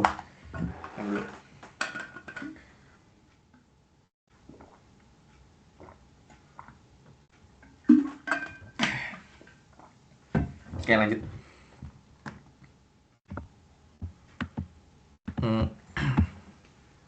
Nah, GF itu punya persamaan delta R per R per strain.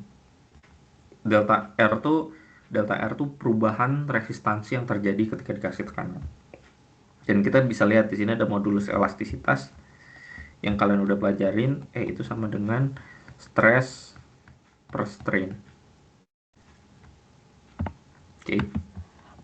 Apa nih yang ngechat? Boleh.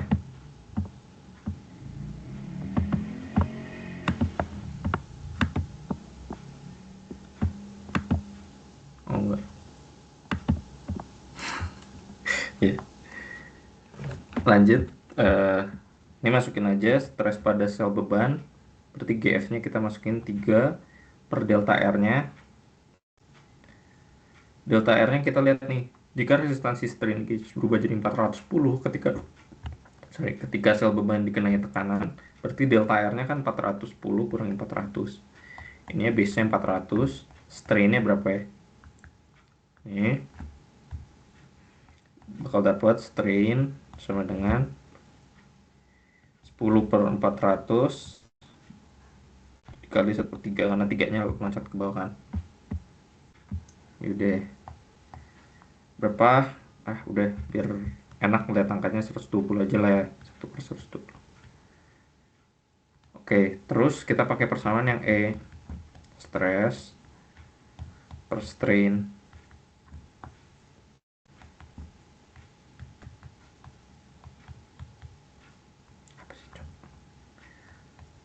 Stress, ini strain. Strainnya kan 1 per 120 ya. Stress kali 2 kali 10 pangkat 6 dikali 1 per 120. Terus yaudah, ini berapa nih? Duh, jelek banget tangannya. 1 per 6 kali 10 pangkat 5. Udah, gini aja ya.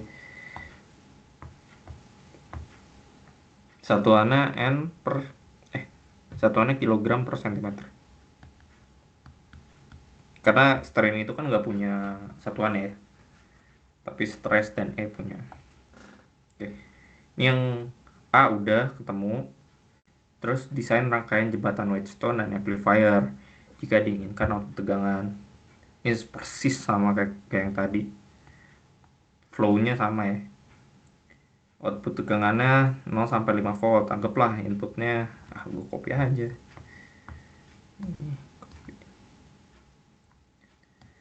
Sebenarnya gitu-gitu aja sih soalnya. Cuman kalau dianeh-anehin bisa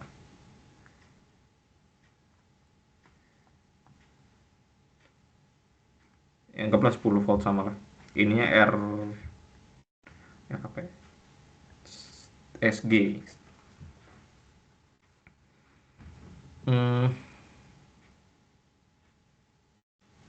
Oke, benar.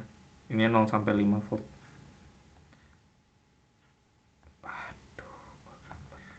Taruh deh, ini aja deh semuanya dah. Sorry ya, biar tergampang gitu sekali jalan.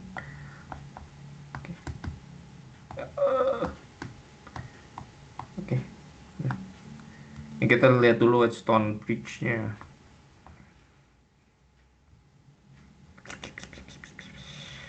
V out sama dengan RSG.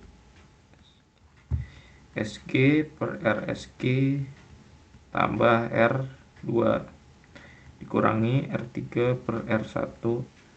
Ntar habis baterai.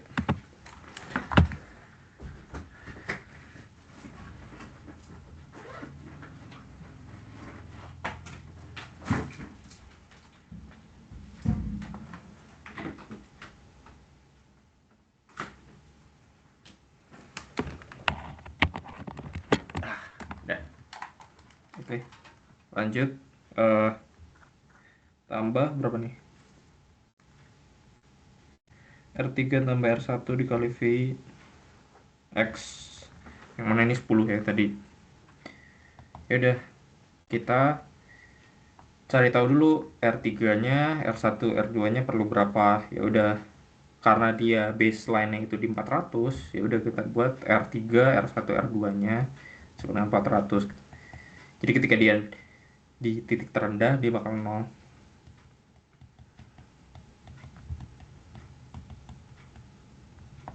Jadi persamaannya bakal jadi V out RSG per RSG 400. Kalau kalian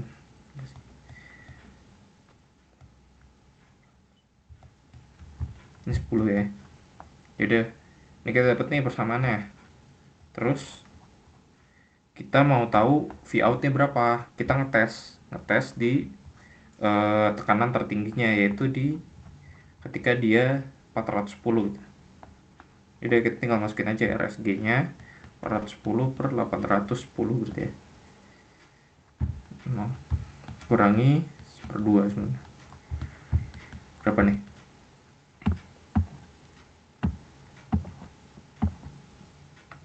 Nol koma 0,03 ya.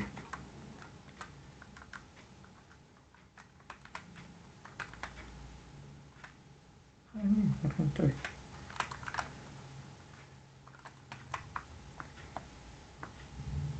Berapa cok? 0,06.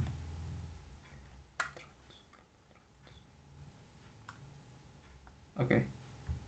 0,06. Terus habis itu kita pengen ngubah dia ke 5 volt kan, ya udah sama kayak tadi.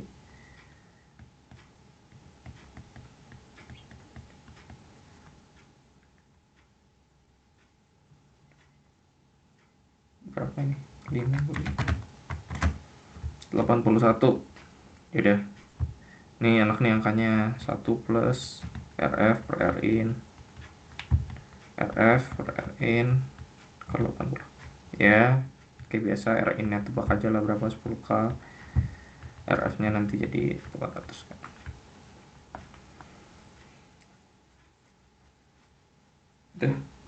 Udah deh, dapet desain rangkaiannya. Tinggal kalian ganti angka-angkanya, terus masuk ke yang C. Ada yang mau tanya dulu nggak?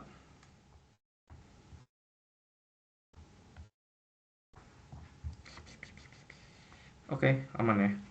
Nih, jika output tegangan, ntar gue copy. Ini biar sambil baca deh.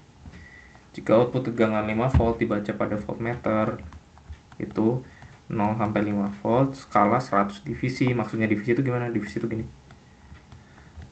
Kalau lu tahu speedometer, gue nganggapnya gini sih. Ini tuh bakal ada 100 totalnya. Ini bakal ada 100 divisi. Skalanya dapat dibaca hingga 0,5 divisi. Artinya dia tuh ada kecil-kecil gini, jadi lu bisa baca setengah divisinya. Gitu logika-logikaannya. Terus dia pengen resolusi instrumen gimana sih? Jadi ketika dia baca di sini di 0,5 div, dia tuh bisa baca sekecil apa gitu. Intinya segitu. Artinya kita cuma perlu tahu dia itu ketika satuan yang paling kecil itu berarti 5 volt bagi 100 itu di angka 0,05 volt. Terus dia dikali lagi sama 0,5 karena yang paling kecilnya kan. Ini berarti 0,025. Nah, di 0,025 itu kira-kira berapa kilogram per centimeter kubik. Nah, ini kita tahu bahwa di 5 volt itu pembacaan terbesarnya itu di stress 1,6 kali 10 pangkat 5. Artinya dikaliin aja 1/6 10 pangkat 5 kali 0,025. Ini berapa nih?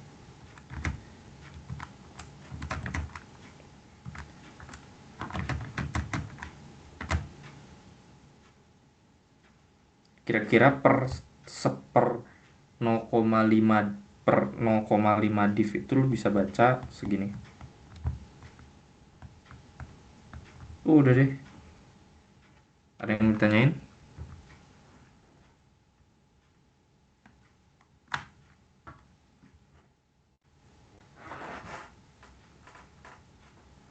Atau Farel mau melanjutkan soal? Ada soal lagi apa nih?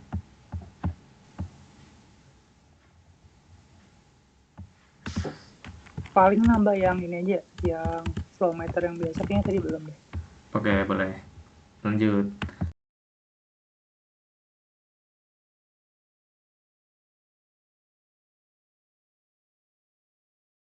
Oke, Tar. like, Share screen-nya belum ya? Belum hilang ya? belum.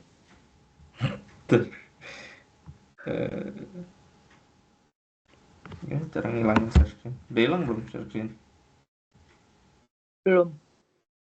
Coba stop ya. Udah. Oke, udah. Oke, lanjut ya.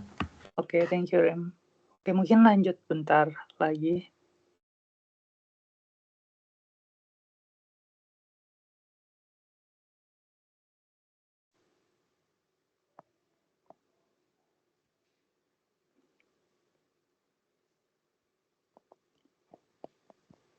Karena tahun lalu tuh yang keluar soal flow meter dalam ultrasonik, ini jaga-jaga takutnya tahun ini keluar flow meter yang biasa. Nah, jadi di sini katanya ada suatu flow meter beda tekanan menggunakan Varivice bersama transmitter beda tekanan untuk mengukur suatu laju aliran. Diameternya 0,2 meter. Pipa berdiameter 0,2 meter. Kemudian densitasnya 700 kg per meter kuadrat pangkat 3. Kemudian lajunya 0,02 m pangkat 3 per second. Terus kita disuruh hitung diameter lubang orifice yang diperlukan dengan rentang input 0 sampai 1,25 kali 9/4 Pascal. Nah, caranya, ntar aku share screen yang udah ada di ini, yang ada penurunannya dulu. Nah, ini soalnya sama, cuman di sini bedanya, kalau di sini laju alirannya 50 m pangkat 3 per jam, terus densitasnya 10 pangkat 3 km m pangkat 3, diameternya 0,15 meter. Jadi biasanya soalnya mirip, tapi kalian harus perhatiin angkanya bakal beda gitu. Terus di sini juga diketahui nilai viskositasnya. 10⁻³ Pascal kali second. Nah, pertama-tama kalian harus ubah dulu nih. Kan dia dalam meter pangkat 3 per jam.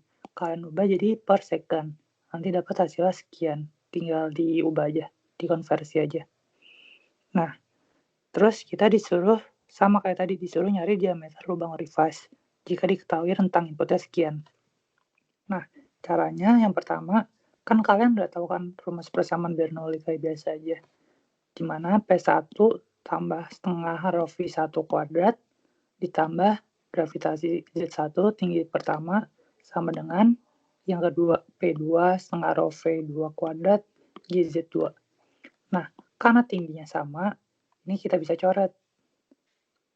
Nah, kalau udah, karena kita mau nyari, karena diketahui perbedaan tekanannya, bisa kita pindahin ruas P1 sama P2-nya biar sama.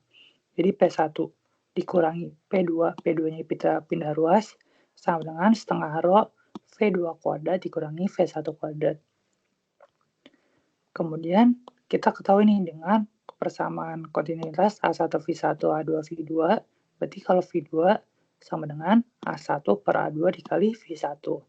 Nah, udah tinggal kalian substitusi V2-nya ke sini, nanti dapat P1 kurang P2 sama dengan setengah rho A1 per A2 dari sini kuadrat dikurangi 1 per V1 kuadrat. Kan sama-sama ada V1 kan, nanti V1-nya bisa dikeluarin gitu. Lanjut, kita mau ngitung si Q-nya dulu sebelum kita masukin angka-angka ke rumus yang tadi udah kita dapat. Q sama dengan V1 kali A1. Kita mau nyari V1. Kan tadi V1 di rumus, ada di rumus kan. Tapi kita belum tahu nilai V1-nya. Nah, V1 berarti dari sini Q per A1. Berarti Q per rumus lingkaran PD kuadrat pangkat PD per 4. Berarti Q-nya udah kita dapat 0,0138 dari sini. Jangan lupa diubah dulu satuannya. Terus dibagi 1/4 Pi dikali D kuadrat. D-nya kalau udah dalam meter, nggak apa-apa. Kalau masih dalam sentimeter, jangan lupa diubah dulu. Nanti didapat V-nya sekian. V1-nya sekian, 0,78 meter per second. Nah, udah. baru kita masukin ke rumus yang tadi yang udah kita turunin. Berarti P1 kurang P2 sama dengan, kan tadi udah kan, A1 per A2 kuadrat sekian. Terus berarti kita bisa ganti A-nya itu sama D. Kan A rumusnya ini kan, 1/4 pi D. Nah, 1/4 yang di atas sama yang di bawah bisa dicoret kan, 1/4 pi. Kan ibaratnya, di sini. Di sini ada 1/4 pi D1, di sini 1/4 pi D2. Ini bisa dicoret, jadi bisa di 1 sama D2 kan. Makanya di sini jadi D1 per D2 kuadrat, kayak gitu. Udah deh. Kalau udah dapat kayak gini, tinggal kita pindahin D2-nya, karena D2 yang mau kita cari. Berarti D2 sama dengan D1 kali 2 kali beda tekanannya P1 kurang P2 per Rho kali V1 kuadrat tambah 1 pangkat min 1/4. Atau kalau misalkan kalian bingung pindah ruasnya gimana, kalian di kalkulator masukin ini aja. Sesuai rumus ini. Kan kalau kalkulator bisa solve kan. Ini kalian tahu nilainya, ini setengah, ini tahu nilainya, ini tahu nilainya, ini tahu nilainya. Kalian masukin ini X, di solve kita dapat X-nya gitu. Kalau kalian nggak mau mindahin luas, takutnya salah gitu. Tapi kalau kalian pengen biar kelihatan D2 sama dengan berapa, kalian bisa kayak gini gitu. Kalau udah, yaudah kita tinggal masukin nilainya. D1-nya tadi 0,15 dari soal, sedangkan D2-nya mau kita cari diameter lubang orifice. D1-nya 0,15, P1 kurang P2-nya, kan berarti di sini perbedaannya 1,25 kali 10⁴ sama 0 kan. Berarti 1,25 sekian kurangi 0, berarti sini kan 1,25 kali 10⁴ Pascal. Berarti perbedaannya segini. Per Rho-nya 10⁻³ kali 0,78 kuadrat, jangan lupa. Ditambah 1, dipangkatin minus 1/4. Ntar ketemu hasilnya 0,059 atau 5 meter atau 5,9 cm. Gitu. Sampai sini mau ada yang ditanyain dulu?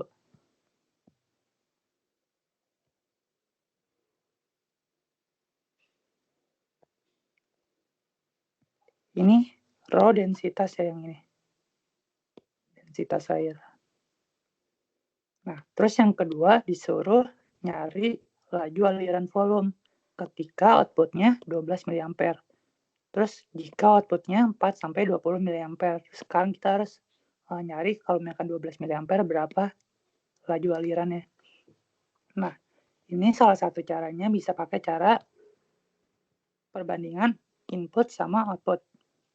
Kan input transmitternya 1,20 sampai 1,25 sekian kan. Berarti perbandingannya yang terbesar kurang terkecil. Berarti 1,25 sekian dikurangi 0 per kita mau nyari perbandingan yang kedua. Kan ini kita nggak tahu kan nilai akhir yang kedua berapa, perbandingan kedua berapa. Berarti kita misalin X dikurangi 0 sampai sekian. Yang sekian ini kita nggak tahu. Gitu. Sama dengan perbandingan output. Kan outputnya di soal diketahui 20 sampai 4 kan. Berarti 20 kurang 4. Terus yang mau kita cari di saat dia 12 nilainya nih, 12 mA. Berarti di sini 12 kurang 4. Nanti ketemu, kalian tinggal masukin kalkulator, di solve, ntar X-nya dapat 6250 Pascal satuannya. Kan dia beda tekanan kan. Gitu. Oke, kalau udah dapat, kalian tinggal cari, kan yang ditanya di sini laju aliran volume. Berarti dia V2. Yang tadi kan D2 kan, yang A. Nah, cara cari V2 pakai rumus yang udah kita dapat tadi. Nah, sama kayak tadi. Kan ini asalnya dari mana? Asalnya dari rumus yang udah diturunin. Tapi kalau kalian bingung gimana cara pindahin ruasnya atau kalian takut salah, kalian bisa langsung masukin nilai-nilainya diketahuin, terus kalkulator pakai solve X. Ini X-nya yang kita mau cari. Ini kan tahu nilainya, ini tahu nilainya, ini tahu nilainya, ini tahu nilainya. Tinggal kalian masukin, ntar dapat V2-nya, sorry. Gitu. Nah, kita cari V1-nya dulu. Kalau misalkan dipindah ruasnya, itu sama dengan 2 dikali delta P. Delta P itu kan berarti P2 kurang P1 tadi, per rho dikali D1 per D2 pangkat 4 dikurangi 1. Kenapa pangkat 4? Kan tadinya dia pangkat minus seperempat kan pindah ruas itu. Ke atas, ke bawah sorry. Minus 1. Masukin nilainya yang udah dapat, tadi delta P atau P2 kurang P1-nya 6250 per 10 pangkat 3, D1-nya 0,15, D2-nya 0, sekian, pangkat 4 min 1. Dapat hasilnya sekian, gitu. Ini 0,59. Ini kayaknya copy, sorry. Oke, nanti dihitung hasilnya sekian, baru deh. Coba kita hitung lagi deh. 2 kali 6250 per 10 pangkat 3 dikali 0,15 per 0,059 dipangkatin 4 min 1 0,3065 3006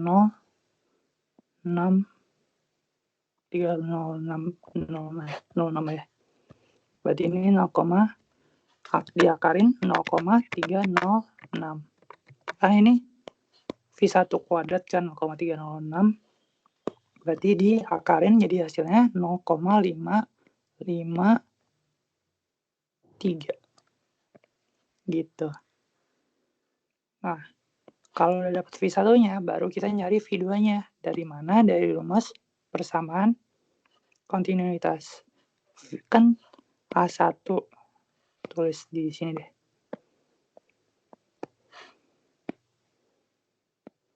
A1 V1 sama dengan A2 V2. Terus ya udah kan mau dicari V2-nya, berarti A1 per A2 dikali V1. Ini kan seperempat pi. Bisa dicoret, bisa di 1 kuadrat, D2 kuadrat, kali V1. Ntar ketemu hasilnya sekian. Ini jangan lupa tadi diperbaikin. Ini 0,0599, ini 0,553. Ntar dapat hasilnya, coba dihitung 0,15 per 0,059 kuadrat kali 0,553. Sekitar 3,574 gitu. Itu deh. Sampai sini mau ditanya dulu. Ini soal flow meter. Hitung revise. Kalau mau lihat di buku rumusnya kayak gini. Mirip-mirip. Cuman kalau di buku dia pakai persamaan Bernoulli-nya yang dia memasukkan nilai GC. GC-nya sekian. Gitu. Sebenarnya sama aja kok mirip. Ini persamaan Bernoulli yang standar yang biasa dipakai dari SMA gitu kan. Gitu. Sampai sini mau ditanyain dulu.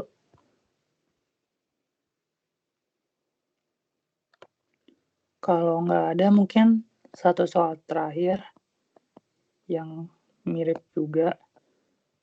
Kalau yang ini sama kayak tadi, tapi di sini ada tambahan soalnya. Pertama, kita disuruh tentukan kecepatan aliran dan laju aliran volume debit. Nah, caranya pertama, kita kan tahu rumus Reynolds tuh rho VD per nu. Ini diajarin di McFlu atau Rector.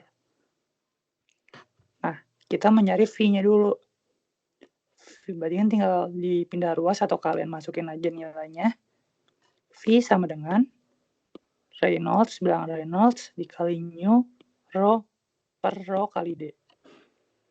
Nah, bilangan Reynolds diketahui kan di sini. Kalau misalkan ada soal yang diketahui bilangan Reynolds, berarti kalian bakal pakai rumus bilangan Reynolds gitu. Masukin angkanya, dikali new-nya 10 pangkat min 3, viskositasnya, per densitasnya 1000, kali D-nya 0,2. Ntar ketemu hasilnya sekian. 0,59. Terus sekarang disuruh nyari laju aliran volume atau debit. Berarti kan Q sama dengan A dikali V. Berarti A-nya kan Pi per 4D kuadrat. Tinggal masukin D-nya 0,2, V-nya yang kita dapat tadi. Ntar ketemu hasilnya sekian. Gitu. Terus yang nomor B-nya sama kayak tadi. Disuruh nyari estimasi D2. Nah, ini terserah kalian mau ngafalin rumus jadinya atau mau nurunin. Kalau misalkan kalian bisa ngafalin nggak apa-apa, atau kalian kalau bingung bisa diturunin. Ini aku coba pakai langsung rumusnya yang tadi udah diturunin. D2 sama dengan sekian, kita masukin angkanya, D1-nya 0,2, P1 kurang P2-nya sama kayak tadi 1,25 sekian, Rho-nya 10 pangkat 3, V1-nya yang kita dapat tadi 0,59. Tinggal dimasukin, kita dapat hasilnya sekian. Dalam meter atau kalian mau jadiin sentimeter nggak apa-apa. Gitu. Terus kalau yang C sama kayak tadi, pakai perbandingan rumus input sama dengan output, tadi dapat nilai perbedaan tekanannya. Baru habis itu kalian masukin ke rumus V1. Buat dapat V1-nya, jangan lupa ini masih dalam kuadrat. Ntar baru kalian ubah ke dalam V1, diakarin. Di sini diakarin. Baru ketemu cari nilai V2-nya. Pakai rumus persamaan ini, A1 kali V1 sama dengan A2 kali V2. V2-nya diubah jadi A1 per A2 dikali V1. Gitu. Ntar ketemu hasilnya sekian. Gitu. Sampai sini mau ditanyain dulu nggak? Atau ada yang bingung?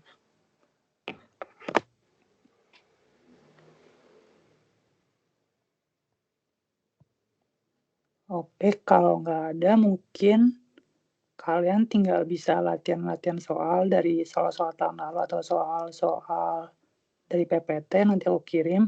Yang ini kan udah di UTS jadi enggak. Terus mungkin dari sinyal dan noise yang Tiffany Norton. Terus sensor, strain gauge takutnya keluar. Terus LVDT biasanya keluar juga. Ini LVDT. Terus ya LVDT biasanya keluar sih. Terus terakhir flow meter. Nah, flow meternya kalau nggak soal yang kayak gini yang biasa, soal yang kayak soal tahun lalu yang pakai ultrasonik. Gitu. Oke, mungkin sebelum ditutup ada yang ditanya dulu dari soal-soal tahun-tahun sebelumnya. Jangan lupa kalau nomor 1 dihafalin pengertian-pengertiannya. Takutnya ada yang keluar dan lumayan buat nambah poin. Nggak harus panjang, misalnya kayak gini nggak harus panjang, tapi yang penting kalian nulis kata kuncinya aja. Gitu. Ntar mau Rel mau kopel. nanya nanti. Oh ya. Nanti boleh cheat sheet nggak, Rel? Oh, nggak boleh. Cuman boleh pakai kalkulator. Oke, Rel. Oke. Jangan cheat sheet ya, takutnya kayak tahun lalu. Gitu. Udah sih. Ada yang mau ditanya lagi nggak? Buat UASnya jangan lupa hari Selasa jam 2. Mumpung masih ada 3 hari lagi, bisa baca-baca dulu dari soal-soal tahun sebelumnya, dari tutor atau dari PPT. Nanti aku kirim yang soal dari PPT. Dari Rimba mau ada yang ditambahin lagi nggak? Aman-aman. Oke. Mungkin itu dulu buat tutorial ujian Sispeng. kalau misalkan ada yang mau ditanya bisa ngechat Rimba atau aku. Rel mau nanya satu lagi. Kemarin Ya, tuh kelas 1 kita ada tugas nggak setelah UTS? setelah UTS nggak ada sih. Nggak ada ya? Ya, cuman tugas doang kan kalian ada. Tugas besar yang paper. Iya, iya. Oke, Ada. ya itu aja. Itu aja sih paling. Sama karena mungkin nggak ada PR sama tugas atau kuis setelah UTS, jadi ya kalau bisa latihannya dari soal tahun lalu atau dari baca-baca PPT. Soalnya kan nggak ada PR sama kuis ya, kalau kelas yang genap. Itu. Mungkin sekian dulu. Nanti buat coretannya bakal dikirim sama Rimba atau aku. Oke, sekian dari aku sama Rimba. Kalau ada yang mau ditanya boleh chat aja ya. Makasih. Thank you all. Terima kasih Kak. Apa sih? Eh,